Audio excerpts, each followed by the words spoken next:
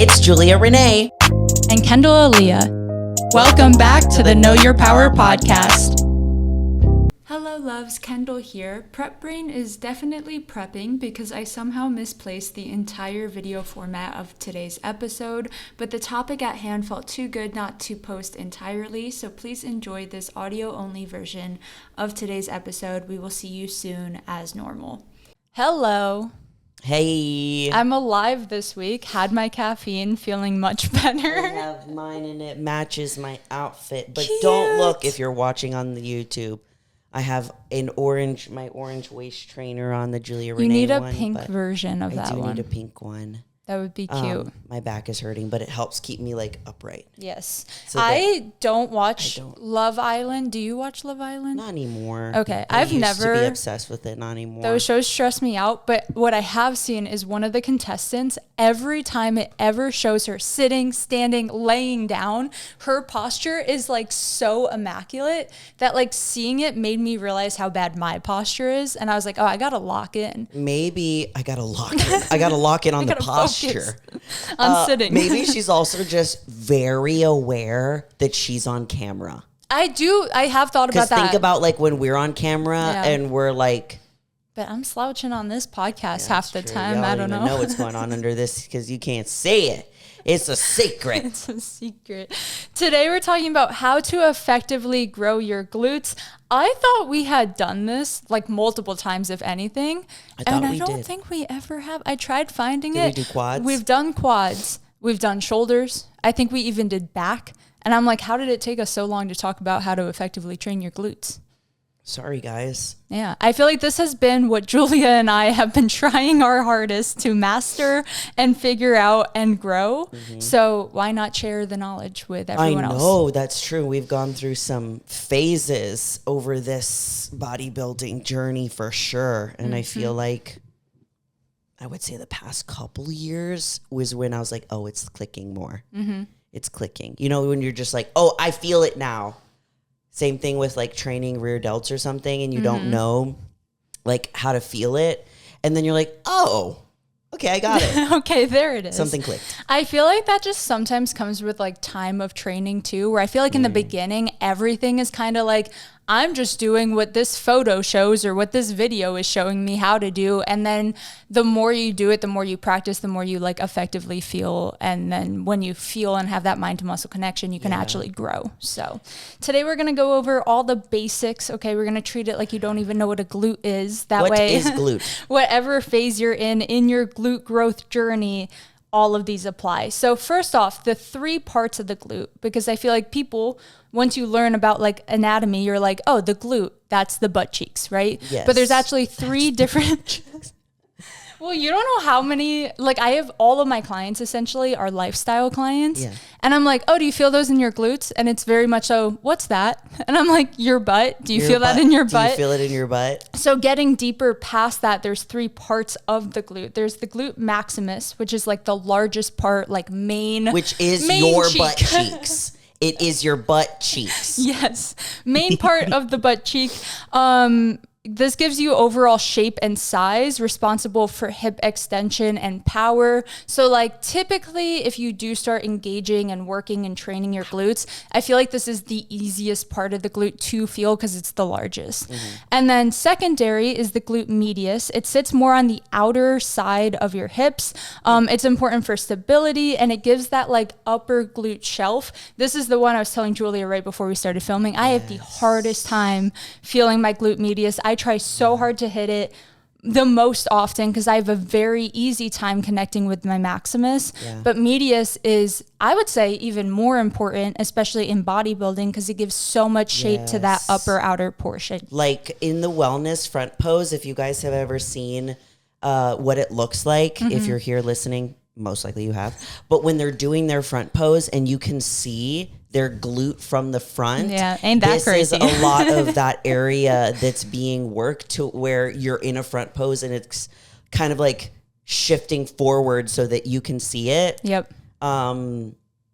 I feel like mine has grown a lot You have great glute medius. past year, and it's been a lot of like changing the style of training that I'm doing, and honestly just little tweaks with like foot placement and stuff like that. Yeah, We'll even I've been doing like more research on that front too for growing my own. And it's like sometimes even just like angling your hips like forward a little on a movement can completely change what part of the glute you're hitting. And then the third and final part of the glute is the glute minimus. It's the smallest and deepest glute muscle. It helps with hip stabilization and works alongside the medius. I feel like this is one of those muscles you're never hitting like on its own, but as you hit the maximus and medius, it is doing like little mild work along with it. It's the little forgotten part of the glute. I also kind of think of it as almost like the little underbody of the medius that can like, if we really figure out how to target this area, it can like knock Boost the it. medius up, kind of like the way that like a shoulder is. We like, let's front, side, and the rear delt. True. Like when you don't have a fully rounded rear delt, like your backside looks flat. But if you build the rear delt, it can actually make the front and the side like look more bubbly as like an aid. That's a good point. So The, I'm kind of the thinking of it glute like minimus is the rear delt of the butt cheek. It's accurate. That's a really good analogy. That is true. Okay, talking about training each part effectively. So glute maximus, like I said, is kind of like the easiest to hit, almost like, I was going to say every, but not every, but most compound leg movements, you're going to be using some glute maximus. And then from there, you can do more detailed work. So think big compounds, hip extension based movements like hip thrusts, glute bridges, RDLs, deep squats, step ups, even like split squats. I feel like all utilize that glute maximus the most. It's also because it is the largest part of the glute, can typically handle the most weight and load. So these are the movements you think about like really pushing extra weight on or reps on because it's easiest to move it. Secondary is the glute medius.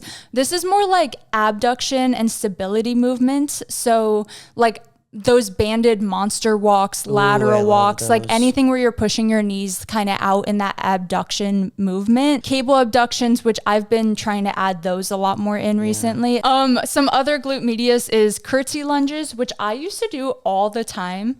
That I haven't done in a long time, so I might need to reintroduce those. Lateral step ups, which I also just started implementing as well. And then for glute minimus, step ups. Yeah, when you're like sideways to the box instead of stepping forward onto the box.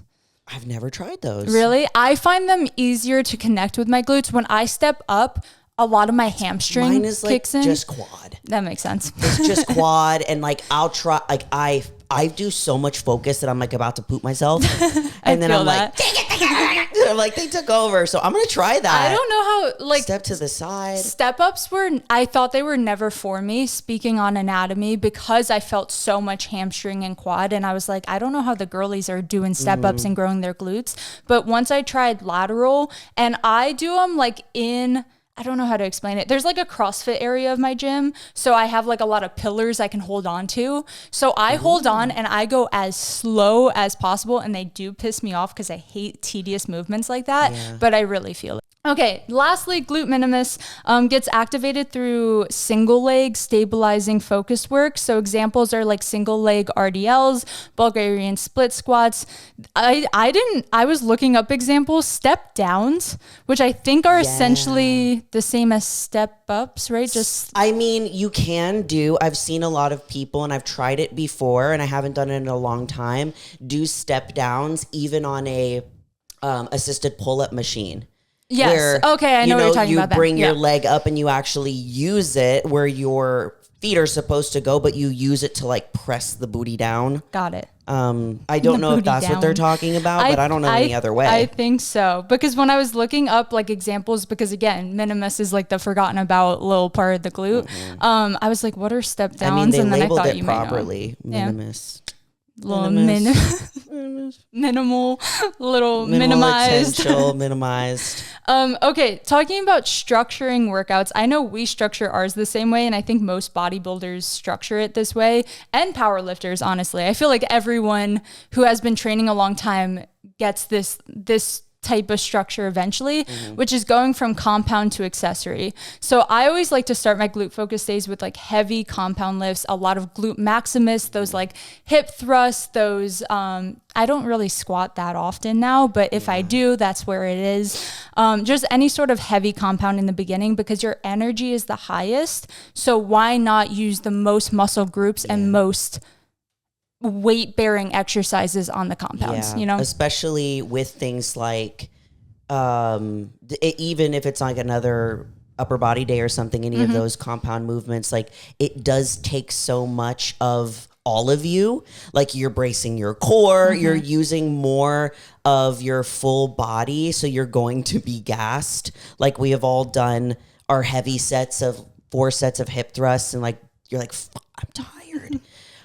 Every time that I train with Marlon, like the way that we have it built is kind of like that, to where for me, I have to do a little bit more of like a warm up than someone who has more active glutes at the beginning, and then I'm primed and ready to go, and then we go into those heavy sets. So it's like and activation, compounds, and then I like to do then like unilateral or single leg work, and then accessories. Yeah, that's kind of the structure. So for warm-ups, just because like as someone who I'm starting to finally implement activation for that glute medius since I need to grow her. What are like your favorite glute activations to start with? So what I've been doing that's really been working for me, and this is coming from a quad dominant girl who struggles to like have mind to muscle connection with her glutes. Like it takes a lot longer for them to warm up. So what I've been doing the past like 2 years, and then working with Marlon, I've even done a lot more, is it's kind of like the pace in which that I'm doing it has changed. Instead of me doing like slow and controlled warming up, it's more of like power. Okay. And then I can move into like more slow and controlled, like when I go to my heavier like hip thrust or something. So we've been doing like actually banded wall sits where I'm sitting on the wall and I'm in the squat position and I'm going and like, I'm not necessarily turning my toes out, but I am doing an external rotation like with my knees. Makes sense. So that I'm like activating my glutes. And are you like pulsing or you're holding them out? No, I'm just staying there. Okay. I'm literally just staying there.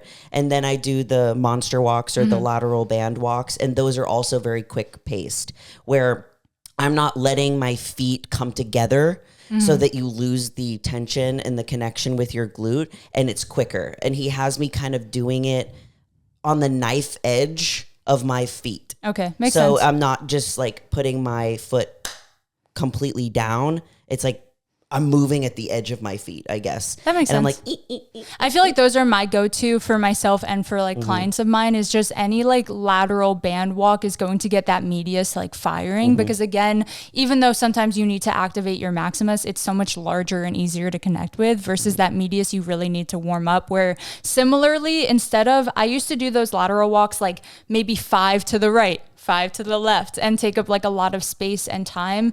And I think same on the like power quickness front. Now I've just been doing like 1 each way and like really firing the glutes and literally doing like as many reps as I can. Yeah. You can also use that stuff as like a finisher as well if you want to. Like if you want to come back and do a little finisher, which another thing that he has me do, we'll either do it as a finisher or we'll do it as like a warm up, but using the back extension machine, but doing it for your glutes. And the way that we can target our glutes a little bit more is by curving our back and almost like you're like pulling your body like have into you seen it's so weird. The new exercise, the creepy squats? I feel like you will eat these up. Like literally try to Google it. And if you can't, I'll show you as soon as we're done filming. Squats. The only way I can describe it is like, think about, did something come up? Because I really need you to see it. The first video, creepy squat, boost your glute growth. Wait, let me see it. Let me see it. The glute guy.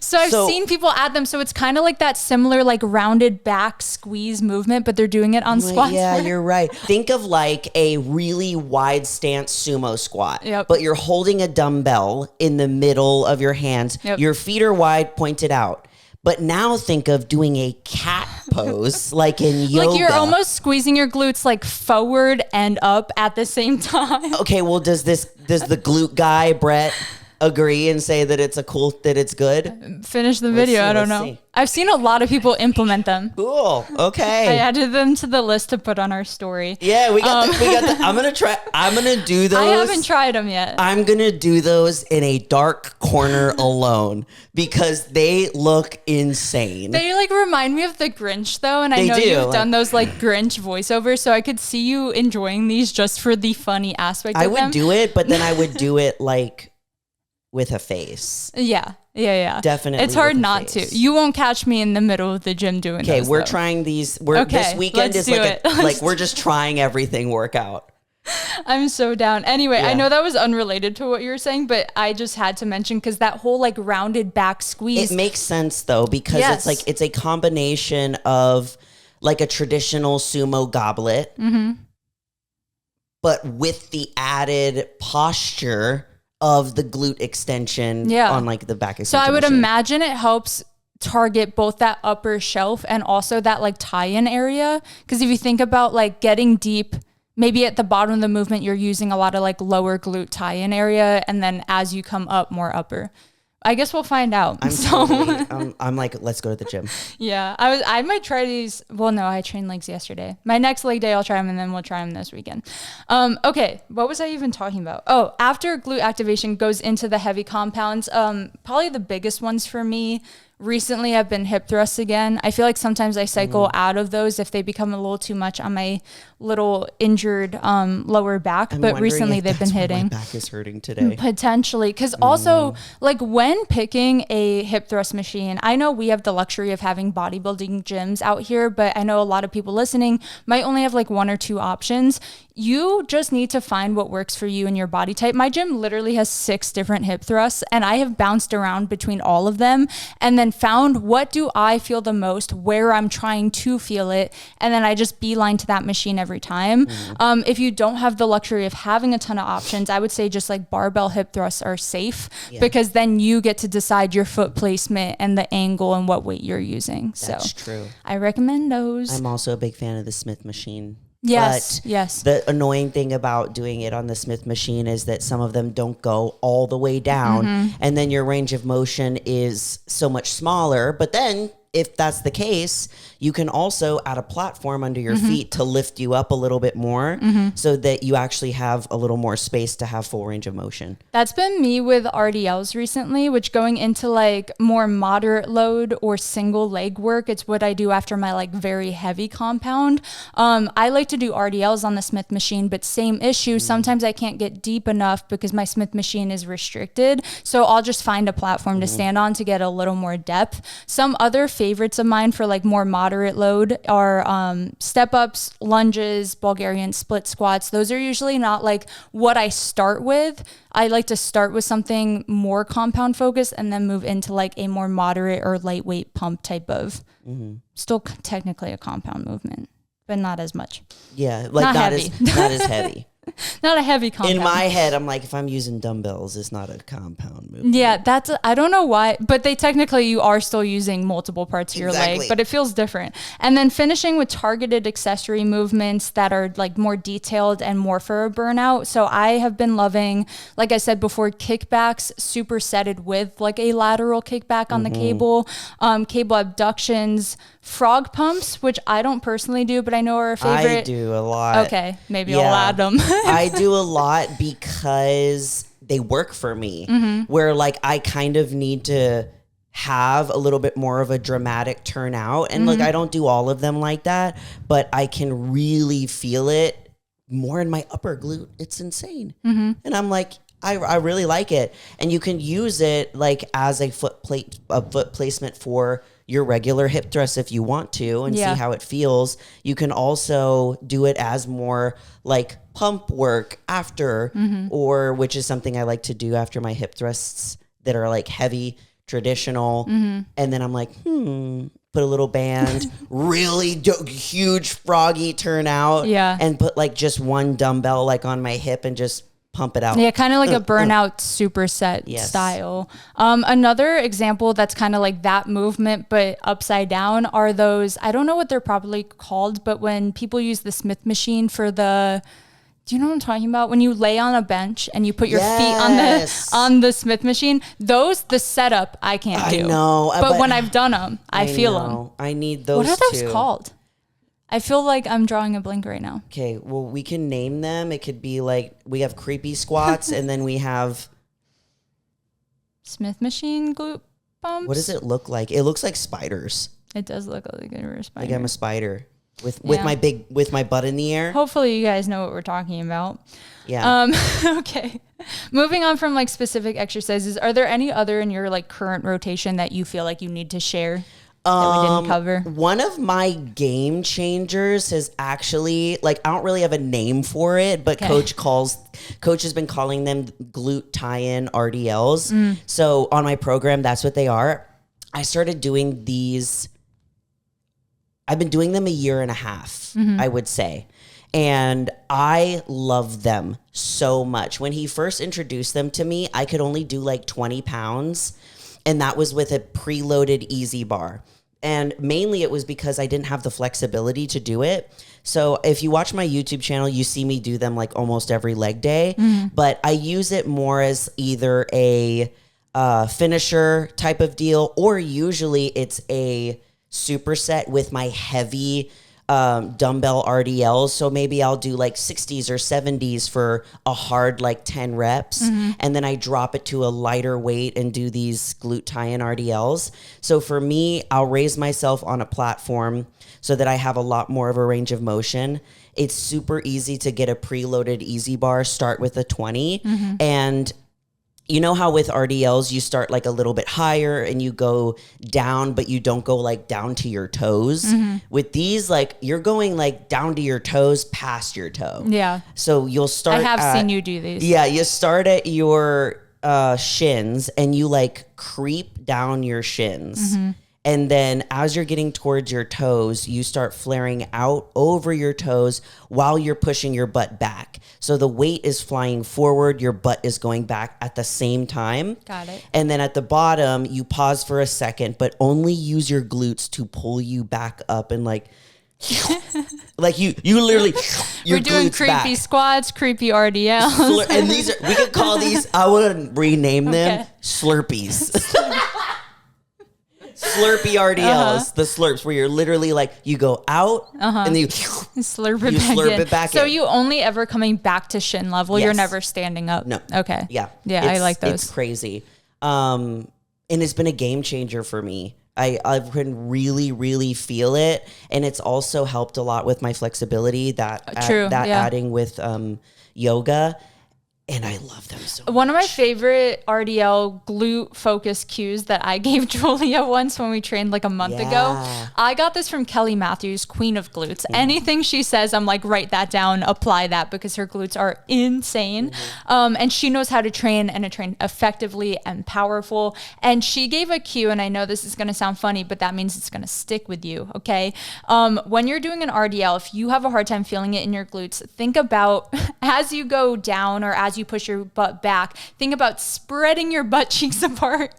And then as you come up or back in, think about squeezing your butt cheeks back together. It's like a bad girl, good girl. But just with the cheeks. But just with your, But I feel like that cue helped a lot because I'm someone who is like surprisingly more hamstring focused than glute, where I can feel my glutes easily, but my hamstrings love to take over. So RDLs, hello words.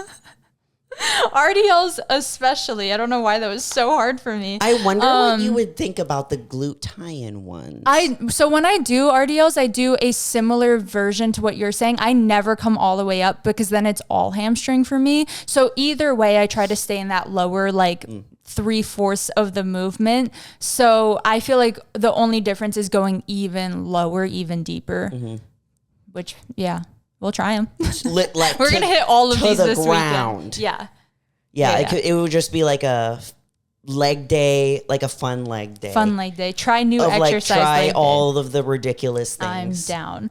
Okay, and then any other movements that like are stable for you right now? Those have been like, these are more the accessory movements and stuff. I've been doing, of course, like kickbacks. For me, what's been really working is I'll either do it with cable, but I've actually been using a traditional like machine as well. Like one of the ones where you can find at Gold's, where you're standing and you're pushing I love back. those, It's yeah. really been helping me, because for me, it is so easy for my quads to take over. So when I was first training with Marlon, he was asking me like immediately, okay, we're going to try this and we're going to try this. But if your quads take over and it's like way too much, let me know, because then we just need to move on. So by me doing these, it was helping me a lot, because the more that I bring my leg up, quad, it's just like my quad will take over.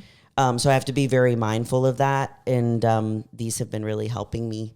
That makes sense. I feel like similarly, even with my cable kickbacks, I notice again, like a little bit of hamstring and a little bit of quad taking over, because I feel like when we are taught cable kickbacks, we're taught to come all the way in, feel the stretch, and then kick out. But honestly, recently, even if my first few reps look like that, I try to finish my set with like fully outer, like little pumps, if that makes sense, instead of full range of motion, because it helps take away from that. Exactly. Yeah. That's so funny. So I did that yesterday. Yesterday, I like did my traditional ones, and I'm still very mindful of like, try not to let your knee go too far in, because then we're going to go hamstring quad, and we just want to really target your glute here. Yeah. And I kind of in my brain label them ballerina kickbacks, where I point my toe. So graceful. And I learned this from one of my other trainers, and I literally just drop my foot down, tap the ground, come back up, tap the ground. And in my head, I'm like, do finish with your little ballerina ones. It is a little ballerina movement. Like, I forget what those are called. I used to do ballet. That's an actual term. It is? Yeah. I can't think of it. Anyway, another variation of kickbacks, which I don't do simply for the aspect of it would take so long to set up in my gym because the benches are so far away. But if you do kickbacks on a bench, like fully take out your base leg, I feel like it really helps just like target that one side, because if you're someone who, this just happens all the time with my clients, so when I can set it up for them, I do. When you do your first leg of kickbacks and then you switch to your second, if all you feel is that base leg stabilizing you, I recommend doing them like down on all fours, like on a bench instead. That way you're not activating that side you already worked so much. This is also really good, and I use it with my clients if they just, no matter how much I give them critiques on their kickbacks. Like I had one girl that like, she kept sending me her videos of like her doing her kickbacks, and she just kept like turning too much into her hip and into her low back, and it was hurting her. So I had her grab a bench. Because it forces you down. I was like, put your non-working leg on the bench, flatten it, and just focus on that working leg. And it really helped. So yeah. I think we covered most of the movements I have. I mean, at the end of the day, like if glute work is very simple as far as like, there's only so much like flexion and extension you can do. It's just about finding those angles that work for you and your anatomy and what you feel the most. True. Like play around with different variations. I mean, even this weekend, like we've been training for years and training glutes for years, and there's still new exercises that we haven't done before, or like variations that we haven't done. That's like why I enjoy like each prep training with a new trainer. I love that you do that. Yeah, they've really helped me. Like I've learned a lot over the years because they get to see like how my body works, and I can't see some of that. I ain't back there. And I've picked up so many good things that worked like for my body, and then I can share with you guys. Amazing. Okay, the next thing is going over training frequency and recovery. Gosh. So we both train legs 3 times a week. I would say Anywhere from 2 to 3 times a week is ideal. Start with 2. If you're not used to it, yes. Start with 2. Yes. For those of you who like to skip a leg day, let's start with consistently 1. Yeah. And then grow to 2 and then 3. That way, I do know there's some people, and I think the glute guy, Brett Contreras, is that his name? Yes. He has spoken that you can go up to 4, but that's really pushing it on the recovery front, where I would say for like most, like 90% of people, I would not push them up to like 4 leg days a week just because of how taxing it can be. Yeah. So when you think about 3, then you can structure them all a little differently, where like one of my leg days in my week is like the heaviest, most compound-ish, the most glute focused. The second one might be, okay, we're getting a pump because I've only had 1 day of rest in between these 2. And then maybe that last day, now I've had a little more recovery again, let's go heavy again. So allowing some time in between allows you to structure them differently and know when to push and when to pull back, and like trying some of these new exercises maybe in one of those lighter pump days, not on like your heavy, super weight bearing days. Recovery specifically is super important. Again, we've been talking about how recovery is sneaking up on us this year. And I feel like some of that, actually, we both had the same revelation at the same time, because I think we both got body work with different people in the same month, and basically both of them told us the same thing, which is you have so much built up like connective tissue and stress through your glutes that it might actually limit them from growing. Yes. Because if you're constantly tearing down and not recovering and not giving your muscles time to breathe and actually grow and move, then they might just be restricted if you're tight in one area. Exactly, which was depressing. Yep. It was depressing to hear. Extremely. So seriously, like, this is where the more is always better doesn't necessarily, when does it ever apply? More is almost never better. But literally, because I don't know how to describe it, because I'm not a massage therapist, but from what I have learned with working with massage, like a bodywork specialists who don't just give you, here, let me pet you and give you, like, that's a nice relaxing massage. Yep. But like for an athlete that wants to train really hard, it's different. I'm crying in half my sessions. It's not necessarily like, this feels good. It's like, no, I want you to feel better so that you can train. But really, I don't know about you, but because they went into like your glute medius, right? More of that like upper connecting to your hip and hip stabilizing type of muscles. When I got mine done, that day it hurt really bad. Next day it hurt really bad. And then I had a leg day. And it was the most I've connected with my glutes in so long, because finally it's like, oh, I can feel my muscle. I don't have so much stress and inflammation surrounding it, where I felt like I could actually connect with it. Similarly, a lot of people's hip flexors are tight. Just like every day we do a lot of sitting, we do a lot of driving, a lot of traveling. All of that can make your hip flexor super tight. Also, if you are trying to grow your quads at the same time and you're doing a lot of stress on the front of your leg, making sure you're stretching that out, foam rolling that, getting body work done for that, even like gua sha type of scraping on your quads, because if your hip flexors are tight, you have to think like you can't move past what it's restricting you at. So you can't do a full extension hip thrust if your hip flexors are the limiting quality in that. So really I always try to like fully stretch and foam roll before my workout. Regularly, obviously, but especially before I train glutes. That way I know I can get like the most squeeze and most extension out of all my movements. Yeah. One thing, especially after working with people for body work and stuff, and realizing that I've been having a lot of pain in my hips, which is something that I haven't realized before. And even when I'm coming down for like, say I'm in like the squat machine or something, at the bottom of the movement, it is painful. And then when it was that, and then it was also, what else was I doing with my hips? Oh, I was doing a leg press. And when my knees came near my chest, oh my God, it hurt so bad. So what I've been doing to warm up, other than I do yoga twice a week, and there's a lot of like the hip mobility there, but getting on the adduction machine and using it to help open me up, where I'm not necessarily like using it to like actually You're just like cranking it open. I'm literally cranking it open and kind of just like staying there and having it like open me up, and then I'll slowly like close it and then slowly let it open up, and it really helps open up my hips. And I'll do that like at the beginning of my workouts now because I've been having a lot of hip pain. Similarly, like all of the glute type of stretches that you do, if you just think about at home, again, I know these are all visual things, but even the way I'm sitting right now, like we're taught to like externally rotate the hip to stretch the glute, and you kind of like bring your chest down or bring it to you or do pigeon stretch, or any of those are all externally rotating the hips. Our hips also internally rotate. So I had you do a weird stretch for me. It was like a year ago at this point.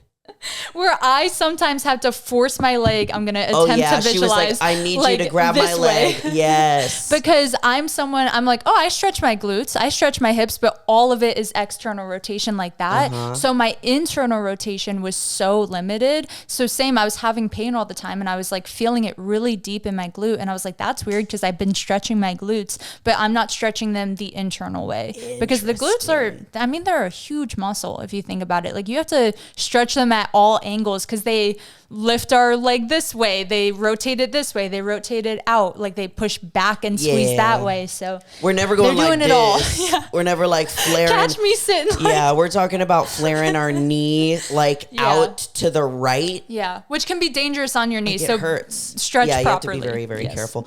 I actually, in yoga, they had us do a kind of cool down, which is usually when we'll do these kinds of stretches and stuff, where I was doing that. And it's the first time I had done it in a really long time. And I was like, yeah, that needs a little work. That needs a little work. Mine screams at me sometimes. Toasty. So I've been better now. And even if you have a hard time like stretching your glutes, I would say getting in there with like a lacrosse ball style ball. And just like honestly sitting on it, rolling on it, and just finding what's tight and where it needs to be worked out. Yes. The last thing to go over for nutrition for glute growth, because not only is training important, training frequency, you got that all down. If you are not eating right for your goals, you're not going to get the results you're hoping for. So you cannot grow a muscle in a deficit, in a heavy deficit. You can sometimes grow a muscle when you're like close to your maintenance, but I would say like maintenance calories or even a little bit of a surplus is definitely what I recommend if you're serious about a growth phase, about growing a muscle group. So prioritize your protein. We always say like 1 gram-ish per pound of body weight as a base. Don't fear carbs. You need to fuel your body. You also need to fuel your workouts, eat effectively around your training so that you feel like energized and that you can push weight, because if you're under eating, you can't even push the weight that might be needed to actually grow your glutes. Yes. Like anytime that I'm structuring like my meal plan, I'm always starting with around my training session that day. And then I'm working my way out. So I'm like, okay, if I train at, like I usually get there at 3 p.m. For me, I have to have 3 meals before I go and train. That's just like with my schedule. So my meal 3 is going to be my pre-workout. My meal 4 is going to be my post-workout. So that's where I start. And with my pre-workout, it's carb heavy focus. It's like carb first, then protein, then minimal fats. And then post-workout, it'll be like protein, carbs, and then fats. So it's like pre-workout, whenever I'm not on prep for a show, ideally for me, I want to get like 60 grams of carbs before my leg day, like genuinely. If that's too challenging at first, try doing like at least like 40 grams of carbs before your pre-workout. Don't be afraid of it. You know, and just like really keep in mind, how am I feeling in my training session? Am I losing gas like in the middle and just crashing? Then go back to the drawing table, restructure your meal plan and add a little bit more carbs pre-workout, and then you can like take them away. Other meals. I have so many clients and just like even friends and family who are like, well, I try to train after the gym, but I'm just like so exhausted and I feel like I can't push weight. And it's oftentimes like, well, when was the last time you ate? And they're like, well, lunchtime at work. And it's like, okay, yeah, if it's been like 5 hours since you've put any fuel into your body, of course you're going to feel drained. Of course you're not going to have the energy or feel strong. So even it typically is more dependent on food and nutrition than it is like actual time of day for training, especially for people like that. If you're going hours and hours in between eating your meals and trying to lift somewhere in between there, then it's going to be so much harder to push weight. Very true. So, And if you're fuel someone your that body. like you can always utilize supplements to help you if you would like to. You can do an intra workout. Like Buff Chick makes a incredible intra carb where one scoop is like 25 grams of carbs, and you can add it. Like if you're somebody that goes to the gym and you're like sip on your pre-workout during you can add it in and sip on it through your workout, so that when you are feeling a little fatigued and crashed, like that can help you move through that if you don't want to just sit there and eat tons of carbs. Because I know some people do struggle with that. It'll give you. It must be nice. Yeah, I was like, can't Must be relate. nice. I could eat literally 12 pounds of rice and like not bat an eye. I know. rice. But I'm also wondering, like, could I right now? I feel like my stomach is shrinking. That's true. I feel like maybe That's my true. eyes are bigger than my stomach at Yeah. this point. I get that. Yeah, because even sometimes my meals, I'm like, oh, I'm a little full. I'm like, but Look at us. I know I am hungry, but it's just like my tummy's tiny now. I was gonna say also, if you're not like getting a pump in your workout, that is usually a clear sign that you are under fueling before your workout. So something like those intra carbs would honestly probably give you a great pump if that's something you'd like to have. But it's just like a clear sign of like, if your body looks depleted while you're training, you likely didn't fuel up properly. Are you okay? I'm currently feeling something in my right glute that is shooting down my leg. Let's roll that out Yeah, in, it's like in right, between episodes. It's like right here, and it's going. Phew. Yeah, that's the worst. It's okay. We're getting body work done after this. So Good. I need to schedule mine because I didn't get it last week because my guy is traveling. And I was like, how dare he have you? a vacation? I said, well, I'm in prep, not on my watch. Yeah, I am the most important thing in my world and in your world. Yeah. All right? He's doing a month-long trip, so I haven't seen him in like 2 weeks, and he's gone for like one more. Yeah. The audacity. It's fine. I'll schedule with someone else. But I don't know if you're weird like this, but I have like, I don't love being touched in general. So I finally formed a relationship with my bodywork person. So I feel comfortable. I'm like, yeah, get in those glutes. I don't care. But now I have to like, no, honestly, start over. I think I have worked with so many people that I'm like, yeah, sure, touch my body. Okay, that's but it's weird. But in real life, I'm like, bleh. Yeah. I mean, it's different because it is like sport focused and it is professional. Yeah. But I obviously. remember like the first time I was like, yeah, I was terrified. I was like, do I get naked? I was like, what's happening? What do with clothes? But like there are some people that like do body work and it's more like a sports bra and like a short. I've had both. And then there's like massages where it's like, okay, dress to like where you're comfortable. And it's like, what are the rules? Yeah. What are the rules? Me Googling. I need a sign. If I'm naked, is that weird? Yes. What happens? I always do just undies. Yeah, that's fair. Typically. Yeah. Just underwear. Because I'm like, I never really wear a bra. It's a sports bra. Anyway. Yeah, anyways, whatever. What do you guys do during your massages? Comment below. Just kidding. But anyways, yeah, that's glute growth. That's glute growth. I feel like we're going to try these new exercises out and also shared some of our favorites with y'all. So let us know what you like to do or maybe a variation of something we said. Share the wealth, or if you've tried creepy squats. Yes, because we're going to be attempting them. I feel like I'm going to feel them well because when I do creepily round my back, I feel like I really engage with glute mats. Also, this whole episode, I keep flexing my butt as I'm like talking about it. I know. Yeah. That's mind to muscle connection. Yep. Just through talking about it. Just through talking about it, my glutes are like, we're awake. We're awake, right? We're ready. All right, guys. We hope you enjoyed this episode. And as always, we love you all so much and you are more powerful than you think. Bye.